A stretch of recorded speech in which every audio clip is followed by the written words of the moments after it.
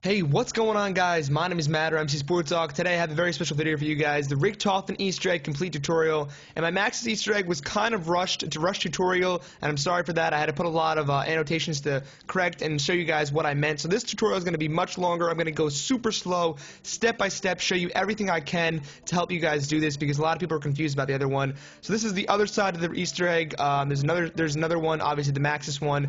This is not the complete end story. I didn't want to do that because if you do the end story, you actually have to reset. It resets all of your Easter eggs. So I decided just to show you guys the actual Easter egg itself on this map, not the whole end story. I didn't end up going back and doing all the other Easter eggs for richtofen. I didn't think it was worth it. I didn't want to redo them again after this to play the next map and see what happens. So the first thing you need to do is heat the orbs. There's 4 orbs around the map. I showed you guys that in the other video. I'm sure you know where they are by now. I've had plenty of videos up on it. Heat those orbs with the paralyzer. You don't need to blow them up with the sound sonic thing. You just heat them up. That's the first step. The second step is you need to knock down that lantern like I showed you. Those are the first 2 steps. Obviously they're the same as Max's Easter egg, but before that you want to build a guillotine, and that's just basically finding parts around the map, building the guillotine. You're going to see here richtofen speaks, because what you need to do is charge the lantern up. The best way we found to do this, I think you might have to do this, is kill Lucy Lane in the house here. It's pretty easy. You don't have to start a new round. We're doing this all in round 1, as you can see. So I'm going to let you listen to richtofen here, what he says, and we'll get back to it in a minute.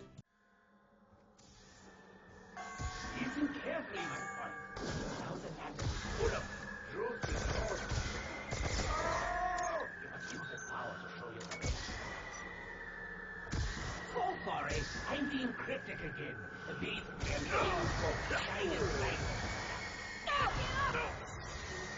So once you've powered the lantern up, whoever has the lantern will know that the lantern's powered up. Richtofen's going to talk again. Now, luckily for me, I was actually Sam this game, so you can hear richtofen talk a bunch. And you're going to hear him talk here about the cipher once the lantern's powered. You put it up on that roof up there above the gunsmith house. This talk of energy is so vague, yeah? It's best not to worry about it. Just think of the big one. Positive and negative. North and south. Right and dark. Good and evil. Anyway, cheer up. It's all good. You just need to smear the right area with some fresh zombie blood. So this next part is reading the cipher. In my other video, I didn't actually tell you guys how to read the cipher because it's very confusing. But thanks to Starburst, he actually found this whole cipher code thing here. So this is going to show you exactly what you need to know to decode any cipher that they give you. And basically, these ciphers correlate. There's 3 different signs you're going to need to go punch with galvanuckles in the tunnels, and I'll show you that in a minute. But basically, sometimes you don't have to do it in the correct order, but I suggest doing the correct order. It'll help. It makes it easier to correlate with your team, communicate with your team, but you don't have to do it in the correct order. I'm pretty sure you can do it in any order you want. But what you do is you come up to these tunnels here with galvanuckles, and based on what your ciphers actually read out to, there's a bunch of different signs in the tunnels here. You can see right there that's bound bitter. I couldn't even read it. But there's a bunch of different signs, and they will read out, the ciphers will read out, and you basically have to punch them all in order, and they'll glow once you punch them. You can turn them on and off with the galvanuckles. So you need the galvanuckles, and you punch them in order. Once you punch them in order, the lantern will start to float around, and that's when you basically need to click the power, or collect the energy from the zombies with the lantern and match them up. And then Max's is more like you have to actually run them across the zombies, so the zombies aren't hands glow. Richtofen's, we actually had a glitch in this game, so basically the orb just goes right to the guillotine. After figuring it out a little bit, we have to bring it to the guillotine, and then it starts to go off. You need to bring the zombies towards the guillotine. You'll see here in a second. You bring them towards the guillotine, and it'll start transferring the energy between the zombies' hands and the actual guillotine. This calls it a wisp. It's really just a ball of life force imprisoned in this place for all eternity.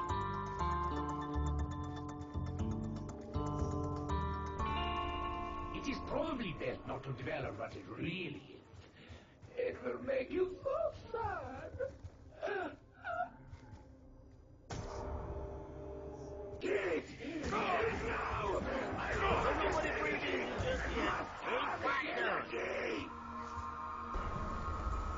So as you can see here, the guillotine is now glowing. The crystal should be glowing, but it's glitched for me at least, and only Rad Austin Reed could see it. That crystal should be glowing at this point, I'm pretty sure. If not, it definitely glows later on, but I think it should be glowing at this point. If it's not, don't worry about it. That other part is glowing now, which is really what you need, the lantern to be glowing.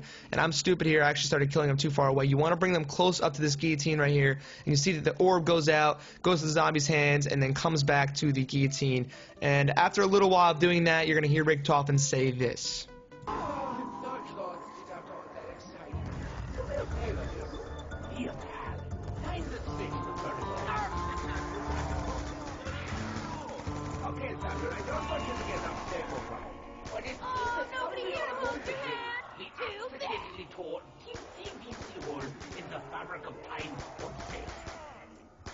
Like I said, it's nothing to worry about, but you need to cross your own timeline in order to put things right.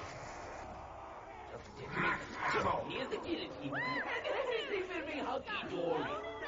So for the next step here, you're going to need to have the time bomb machine, and it's not easy. This step was very difficult for us. It took us several tries.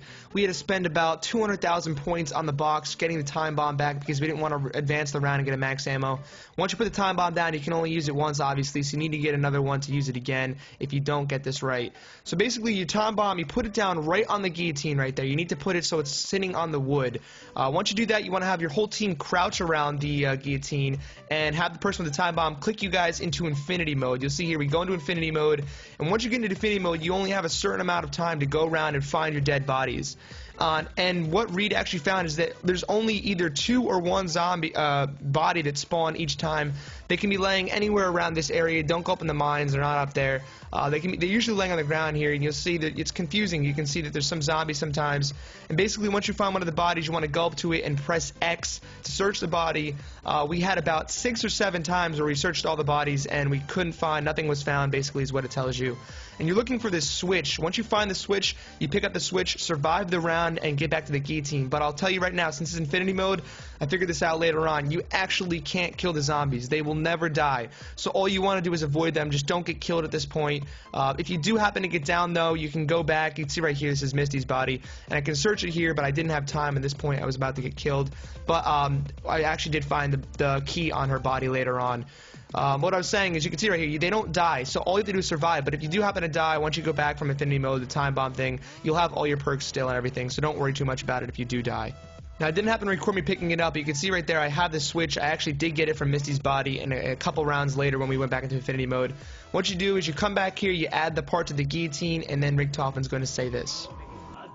So many games! Where do they come from?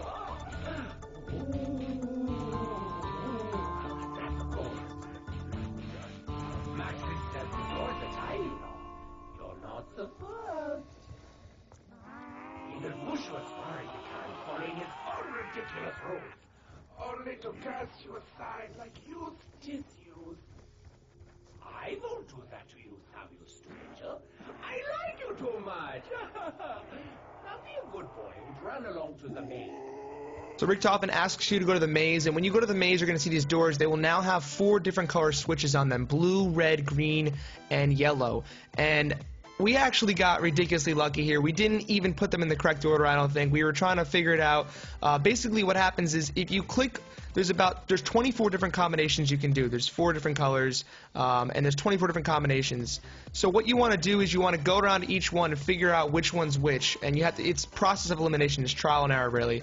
You can get lucky like us, though, sometimes. Basically, you go in here, you find the switches, you click it down, and if they spark, that means it's in the correct order. So say you click red first, and it sparks. That means red is first for your code. Now, the thing is, if it doesn't, like that one right there that I just clicked, it didn't spark, which means I did it in the wrong order. And basically, to keep on going back in the maze, you want to go back into the house so the maze will reset. If you can't get if you didn't get it right the first time, then they'll reset and you have to try it again. And you'll see here that I actually I did it here, and it doesn't spark for some reason. But however, this actually is the right process. Ours was blue first, I think, then green, then yellow, then red. Honestly, it could that might not even be right, but you have to basically figure out which one you're thing is we got totally lucky. I don't even know how we got it. We were just playing around with them and it actually ended up working. And then Richtofen is going to tell you to go over to the well to make a wish, and basically that is the sharpshooter mode, just like the end of the Maxis Easter egg. You basically have to come here. There's 4 different locations. The locations are the Juggernog, the mansion, the saloon, and the candy shop. You can see here I'm in the saloon again, just like the Maxis Easter egg. And basically this is the sharpshooter. This is the last step of the Easter egg, just like Maxis is before. You want to make sure everybody hits every single target in the sharpshooter round. Highly suggest getting the PDW. It's your best bet. And if you do it like me, you won't need to reload in the middle of the round. You just want to shoot. You get used to where they are, and you shoot 1 bullet per each target. And it's not too hard. But if you want to spray, you're going to need to reload, so make sure you have sleight of hand for that. And other than that, guys, that is the last step of the Easter egg. After you complete it here in 1 second, I have the last 3. This room only has 19. The other ones have 23, 23, and 20. I'm pretty sure after you're all done, you all get it, you're going to see that all the perks will appear and you have completed the Richtofen Easter egg. Now again, I haven't done the end game. This is just the Mind Games achievement, and you see I didn't get the achievement because I've already gotten it for the Maxis side. But basically, if you want to do the end game achievement, you have to have the Richtofen Easter egg done for the last 2 maps, so Transit and Die Rise Easter egg, and then do the Richtofen Easter egg for this one, and you'll get the Richtofen end game. You can do the same thing for the Maxis one. I didn't do either, and I didn't show you those guys because other people have already put them up, so if you want to see those, go to the other ones. The reason I did not do it is because it resets all of your Easter eggs. So basically, if you do it and you do the end game, you will get the end game little outro, whatever you want to call it, and Maxis and Richtofen will talk back and forth. However, I didn't feel like it was necessary, and I didn't want to lose my have my Easter eggs reset for the previous maps. So that is that, guys. I hope you did enjoy the video. If you did, please be sure to rate the like button, share this video with a friend, leave me a comment. What do you guys like better, the Maxis Easter egg, the Richtofen Easter egg? Which one do you guys need help with? Leave me comments. I'll let you know how to do what you guys don't know how to do. A lot of people have been asking me to help them find teams to play with, so leave a comment and I will try to hook you guys up into a little squad so you can go do the Easter egg yourself. I'm going to be doing an open lobby because we hit 150,000 subs. You guys are so epic. The Hawk Nation is flying high right now. I'm going to do a live stream when I get back from vacation. I'm leaving tomorrow for vacation, going on a cruise. So I'm going to have videos going up all week. I have them scheduled already. But I will be doing a live stream when I get back. So make sure you're here for that. Subscribe for that. And I'll catch you guys all next time. Stay fresh. Love you guys. Peace.